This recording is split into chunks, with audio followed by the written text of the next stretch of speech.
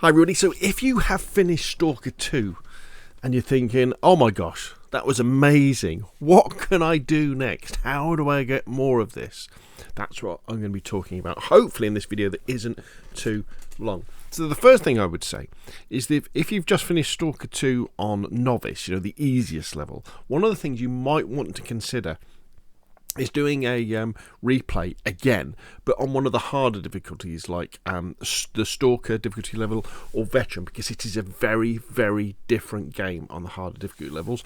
And then what you would do is then explore some of the areas that you didn't explore before, because I don't know about you, but when I finished Stalker 2 and you go past the point of no return, and I finished the game, and I was like, oh, what about that? There was loads of areas that I didn't end up exploring, and I'm in two minds whether to go back and open up an old save or just start a brand new playthrough, but on a harder difficulty. So that's definitely worth doing. The other thing that might be worth doing is just hanging on and waiting a little bit.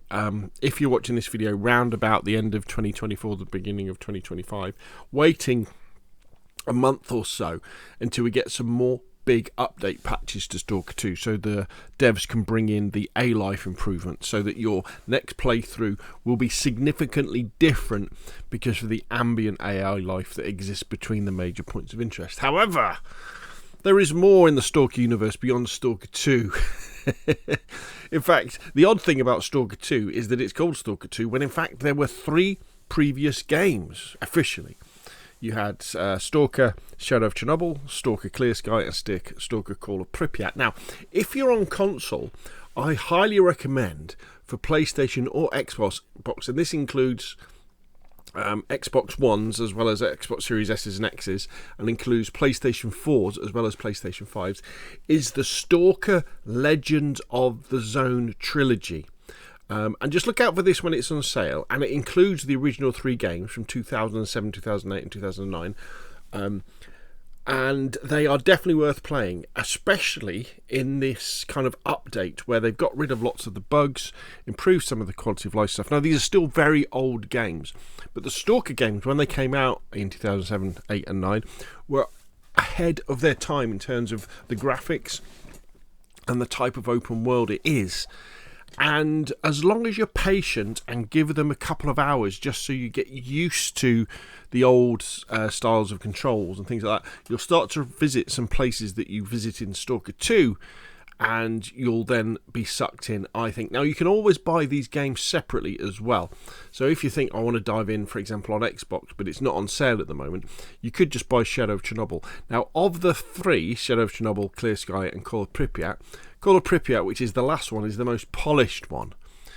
But I would always say play them in order, because in Shadow of Chernobyl, you play as a stalker, and your job is to find out what's happened to you as you go into the zone because you've lost your memory, and you work your way through. Stalker Clear Sky is a prequel where you play a mercenary who comes into the zone kind of before the events of Shadow of Chernobyl, but just as they start to take place. And in Call of Pripyat, you play as a soldier who's investigating the zone because some helicopters have crashed. Now, if you finish Stalker 2, you might think, oh, there's quite a few helicopter crashes. Well, that's because in Stalker Call of Pripyat, you're investigating them too. And highly worth playing. Now, of course, you can get them on PC as well. They're in the Steam sale as I'm recording this video, £2.49. The bundle, £5.24. Just remember, though, that these PC versions, they can be a bit buggy. And it's definitely worth looking up modding for them. But you can just play them. And in fact, GSC Game World, the people behind Stalker have said that hopefully in 2025 they're going to update the Legends of the Zone trilogy for next gen. So that means they'll make an Xbox Series S, Series X, or a PlayStation 5 upgrade, so the graphics will be better. And they've also said they're going to update the original trilogy for PC. So hopefully what that means is the improvements they brought for the Legends of the Zone trilogy, they'll bring into the PC versions. Things like controller support, getting rid of lots of the bugs and lots of the crashes and things like that. So that's very, very exciting indeed. And again, you've got Shadow of Chernobyl, the original one, Clear Sky, which is the prequel, but don't play it before you've played Shadow of Chernobyl. And then you've got Call of Pripyat, which is the last one. Then we come into the amazing world of standalone games. So what happened was, and forgive me if I get some of the details of this wrong, in about, I think it was 2013 or 2012, GSC Game World kind of stopped existing as a company. And for some reason, the original game files became available for people, which is quite an unusual thing to happen because often they're very well protected. And they became available, so modders could then take them. Now, the original games had been modded from the start on PC anyway. There was always mods improving the graphics on Shadow of Chernobyl and Clear Sky and Call of Pripyat. But as soon as they got these the game files available to them, this really opened the floodgates for the modders in terms of what they could do. And because GSC didn't exist anymore, there was nobody handing out cease and desist letters to any of these people making these games. Now, they don't charge for them. But, for example, there's the Dr. X Call of the Zone game, which is a completely standalone game. So I'll put all the links in the description below the video. You can download the installer and play it. And what these mods do, like Dr. X Call of the Zone, they take them all the maps parts from the original 3 games and bring them together in one big game. And then sometimes they include bits of the original story, sometimes they're set afterwards, sometimes they have their own storylines that you can follow through. The graphics are normally kind of on par with the original games, a little bit better often.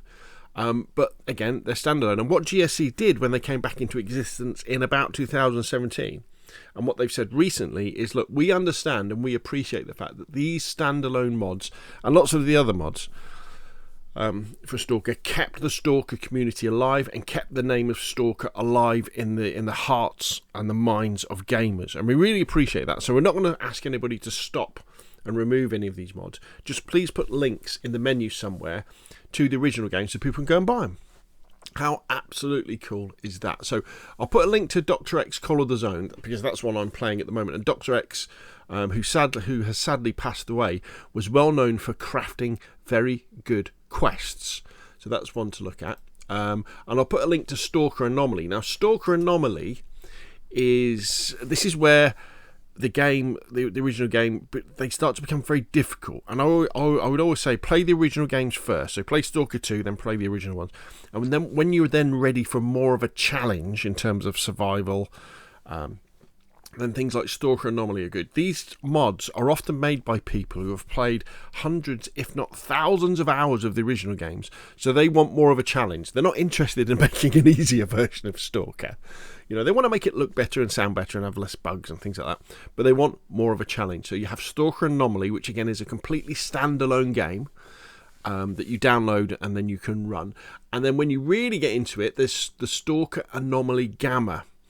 Now, what Gamma is actually a collection of mods that is applied to Anomaly to improve the graphics and the sounds and lots of the other things. However, because the sheer amount of work that goes into installing it, and it can be a little bit fragile, it can be a little bit difficult to get running. Whereas things like the Dr. X Call of the Zone mod and normal Stalker Anomaly, they're fairly easy to get running, and then you can dive in and you'll get a flavour of the zone. And what I would say with any of these standalone mods or these story mods, because I'm only really touching the very, very surface of what you can do with the OG game modding, standalone and add-on mods, is that when you try one, so let's say you fire up Call of the Zone, you'll be wandering around a bit, and you might well think straight, well, the graphics are a bit rubbish, these mechanics are a bit rubbish, this isn't anywhere near as good as Stalker 2. Well, of course it's not, because Stalker 2 is 10 years newer than this stuff. But stick with it, and you'll then get the flavour. And in the same way that when you play Stalker 2, if you're anything like me, when you come away from it and you go, oh, I'm a bit tired of Stalker 2 now. Yeah, I'll go and play something else. And then half an hour you're thinking, actually, I want to go back in. You'll get the same feeling with these original games.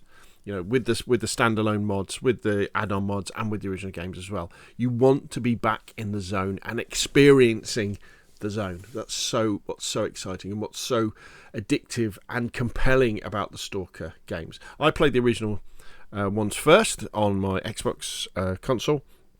Thoroughly enjoyed them after ignoring them on PC for many, many years, and basically played them one after the other, and was so excited for Stalker 2, and I've been so pleased that Stalker 2 is so good, and I cannot wait to see what happens with the Stalker 2 modding, which should be coming soon. So maybe you're watching this video, say, halfway through 2024, when the I say proper, when the big mods will start to come out for Stalker 2, which will add things like different side quests, different weapons, different characters, and all that kind of thing.